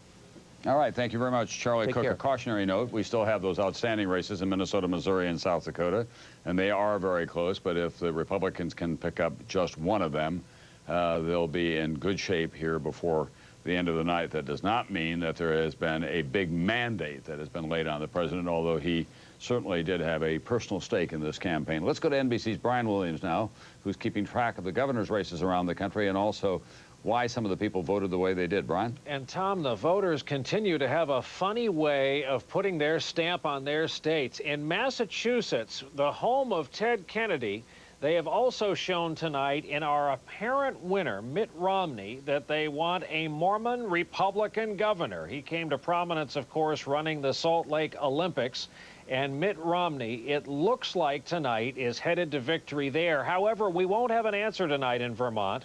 Way too close. And out in Oklahoma, as you mentioned, the election that features the former NFL wide receiver, tight as a drum tonight in the Steve Largent election in Oklahoma. We won't have an answer there. Where's the issue? Where is the anger tonight? According to our 3-day NBC News poll, 46% of the people say things are going in the right direction. 45% say things are seriously off on the wrong track. It is a split nation. Voters' ratings of the state of the economy are as low as they were back in '94, the year of the angry Republican Revolution. They hit Bill Clinton in the off-year election so hard back then he was forced to call himself relevant the next morning and call the presidency relevant. You mentioned they hit Roosevelt in 42 to the tune of 45 seats in the House. So we aren't seeing that kind of anger directed against this president, at least not on the economy tonight. Quite the contrary. Tom? All right, thanks very much, NBC's Brian Williams. Tim Russett has just told me that whoever is the new majority leader will be on Meet the Press on Sunday. You have exclusive interviews lined up with Trent Lott and with Tom Daschle. Who will go first? That's the question. We'll know tomorrow morning, I would hope. One of the things I think is going to be interesting in the next 2 years, Tim, is the tone of business in this town. Wherever I went across the country, Republicans and Democrats alike, however ardent they were about their parties, and I'm so fed up with bickering, I'm so fed up with these negative ads. Now, we know that they move people, but I think the message that is being sent here, in that we have a kind of 50-50 nation, is get together, figure out how we're going to get through this more complex time that we're all dealing with. Will either party be willing to surrender the issue to achieve a result? Compromise on prescription drugs or save the issue? Compromise, they both understand that Social Security and Medicare needs a long-term fix. But they want the issue so desperately for the 2004 campaign. Will they be able to compromise? It's an open question, and I don't know the answer. I don't think they do. Well, stay tuned. We'll have continuing coverage, of course, on NBC. Every election night has surprises. This one had many. Still more to come, perhaps. For all of us at NBC News, good night, and thanks for joining us.